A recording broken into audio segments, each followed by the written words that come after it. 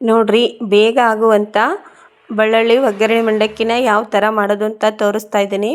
Hi, ಎಲ್ಲರಿಗೂ ನಮಸ್ಕಾರ. ಹೇಗಿದ್ದೀರಿ? ಚೆನ್ನಾಗಿದ್ದೀರಾ? ನಾನು ಕೂಡ ಚೆನ್ನಾಗಿದ್ದೀನಿ. ನೀವು ಚೆನ್ನಾಗಿದ್ದೀರಾ ಅಂತ ತಿಳ್ಕೊಂಡಿದ್ದೀನಿ. ಸ್ವಲ್ಪ ಕೋಲ್ಡ್ ಆಗಿರೋದ್ರಿಂದ ಧ್ವನಿ ಚೇಂಜ್ ಆಗಿದೆ ಇವತ್ತು.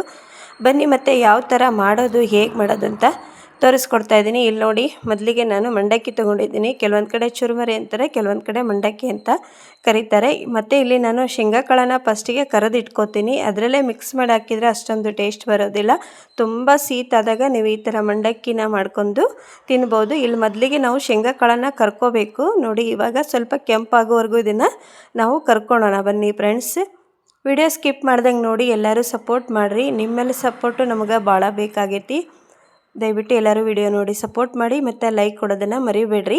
ಇಲ್ಲಿ ನೋಡಿರಿ, ಈ ಥರ ಶೇಂಗಾ ಕಾಳನ್ನ ಫ್ರೈ ಮಾಡ್ಕೊತಾನೆ ಇರಿ. ಈ ಥರ ರೆಡ್ ಆಗೋವರೆಗೂ ಸ್ವಲ್ಪನೇ ನೋಡಿ ಕರ್ಕೋಬೇಕು. ನಾವು ಒಗ್ಗರಣೆಲ್ಲ ಹಾಕಿ ಮಾಡ್ಬೋದು, ಅಷ್ಟೊಂದೇನು ಚೆನ್ನಾಗಾಗಲ್ಲ.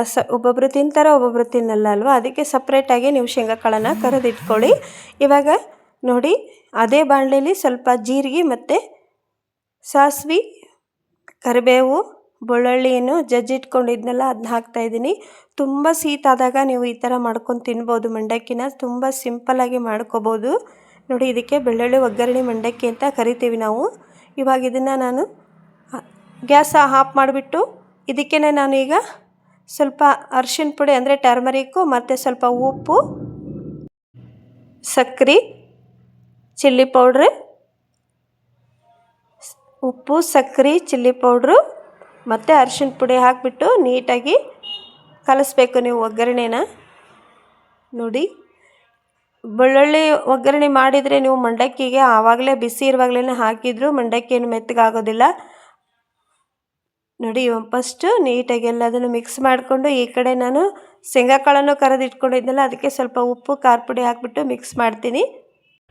ಮಿಕ್ಸ್ ಮಾಡಿ ಸಪ್ರೇಟಾಗಿ ಎತ್ತಿ ಇಟ್ಕೊಳ್ಳಿ. ಕೆಲವೊಬ್ಬರು ಇಷ್ಟಪಡ್ತಾರೆ, ಕೆಲವೊಬ್ರು ಇಷ್ಟಪಡೋದಿಲ್ಲ ಶೇಂಗಾ ಕಾಳು, ಹಾಗಾಗಿ ಹೇಳ್ತಾ ಇದ್ದೀನಿ.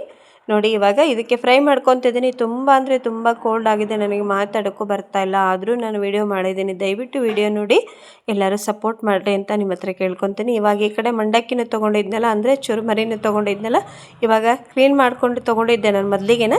ಇವಾಗ ಅಲ್ಲೇನು ಒಗ್ಗರಣೆ ಮಾಡಿ ಇಟ್ಕೊಂಡಿದ್ದೆಲ್ಲ ಆ ಒಗ್ಗರಣೆನ ಇದಕ್ಕೆ ಹಾಕಿಬಿಟ್ಟು ಕಲಿಸ್ಕೊಳ್ಳೋಣ. ಬನ್ನಿ, ತುಂಬ ಸಿಂಪಲ್ ಮಂಡಕ್ಕಿ ಮಾಡ್ಕೊಳ್ಳೋದು. ಇದು ಮಾತ್ರ ಎಲ್ಲರಿಗೂ ಶೀತ ಜ್ವರ ಆದಾಗ ನಾವಂತರೂ ಖಂಡಿತ ಮಾಡ್ಕೊಂಡು ತಿಂತೀವಿ ನೋಡ್ರಿ. ಏಕೆಂದರೆ ಬೆಳ್ಳುಳ್ಳಿ ಒಗ್ಗರಣೆ ಮಂಡಕ್ಕಿ ಫೇಮಸ್ ಆಗಿರೋದು ತುಂಬಾ ಗೊತ್ತಲ್ವ. ಅದರಲ್ಲೂ ಶೀತ ಜ್ವರ ಬಂದಾಗ ಮಾತ್ರ ಮಂಡಕ್ಕಿ ತುಂಬಾ ಚೆನ್ನಾಗಾಗುತ್ತೆ. ಬಾಯಿ ಕೆಟ್ಟಿರುತ್ತೆ ಅಲ್ವ, ನಮ್ಮ ಊಟನೂ ಸೇರೋದಿಲ್ಲ ಅಂದಾಗ ನಾವು ಈ ಥರ ಮಂಡಕ್ಕಿನ ಮಾಡಿಕೊಂಡು ತಿನ್ಬೋದು. ಇದ್ರ ಜೊತೆಗೆ ಶುಂಠಿ ಕಷಾಯ ಮಾಡ್ಕೊಂಡು ಕುಡಿದ್ರೆ ಆರಾಮಾಗ್ತೀವಿ ನೋಡಿ ಫ್ರೆಂಡ್ಸ್. ಹಳ್ಳಿ ಸೈಡು ನಾವು ಜಾಸ್ತಿ ಈ ಥರ ಬೆಳ್ಳುಳ್ಳಿ ಒಗ್ಗರಣೆ ಮಾಡಿಕೊಂಡು ತಿಂತೀವಿ. ತುಂಬ ಅಂದರೆ ತುಂಬ ರುಚಿ ಇರುತ್ತೆ ನೋಡಿ. ಇವಾಗ ಇದನ್ನು ಈ ಥರ ಸ್ಪೂನಿಂದನೇ ನೀವು ಈ ಥರ ಆ ಕಡೆ ಈ ಕಡೆ ಸ್ವಲ್ಪನೇ ಕೈ ಆಡಿಸ್ಕೊತಾ ಇರಿ. ನೋಡಿ ಎಷ್ಟು ಚೆನ್ನಾಗಾಗುತ್ತೆ ಅಂತೀರಾ, ನೀವೇ ಹೇಳ್ತೀರಾ. ಮತ್ತು ನೀವು ಯಾವ ಥರ ಮಾಡ್ತೀರಾ ಅಂತ ನನಗೆ ಕಮೆಂಟ್ ಬಾಕ್ಸ್ ಒಳಗೆ ಹೇಳಿ. ಲಾಸ್ಟಿಗೆ ಸ್ವಲ್ಪ ಪುಟಾಣಿ ಹಿಟ್ಟನ್ನು ಹಾಕ್ಕೋಬೇಕು ಇದಕ್ಕೆ. ನೋಡಿ, ನೀವು ಸಕ್ಕರೆ ಹಾಕೋ ಬದಲು ಸಕ್ಕರೆ ಪುಡಿನಾದರೂ ಹಾಕ್ಕೊಳ್ಳಿ. ನಾವು ಸಕ್ಕರೆನೇ ಒಗ್ಗರಣೆಯಲ್ಲಿ ಹಾಕ್ಬಿಡ್ತೀವಿ. ನೋಡಿ, ಪುಟಾಣಿ ಹಿಟ್ಟನ್ನು ಹಾಕಿಬಿಟ್ಟು ಕಲಿಸ್ಕೊಂಡ್ಬಿಟ್ರೆ ಮಂಡಕ್ಕಿ ಅಂದರೆ ಚುರುಮರಿ ರೆಡಿ ಆಗುತ್ತೆ ನೋಡಿರಿ. ಎಷ್ಟು ತಿಂದರೂ ಬೇಜಾರಾಗೋದಿಲ್ಲ ಫ್ರೆಂಡ್ಸ್, ಆದರೆ ಹೊಟ್ಟೆ ತುಂಬೋದಿಲ್ಲ ಅಷ್ಟೇ. ಆದರೆ ರುಚಿ ಮಾತ್ರ ಸಖತ್ತಾಗೇ ಇರುತ್ತೆ ಈ ಮಂಡಕ್ಕಿದು.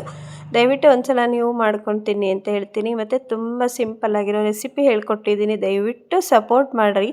ಈ ಕಡೆ ನಾನು ಶೇಂಗಾ ಕಾಳನ್ನು ಕರೆದು ಇಟ್ಕೊಂಡಿದ್ನಲ್ಲ ಅದನ್ನು ಹಾಕ್ಕೊಂಡು ಅದ್ರ ಜೊತೆ ಮಿಕ್ಸ್ ಮಾಡಿಕೊಂಡು ಮಂಡಕ್ಕಿ ತಿಂದರೆ ಏನು ಹೇಳ್ತೀರಾ, ಅಷ್ಟು ಚೆನ್ನಾಗಿ ಬರ್ತಾವೆ.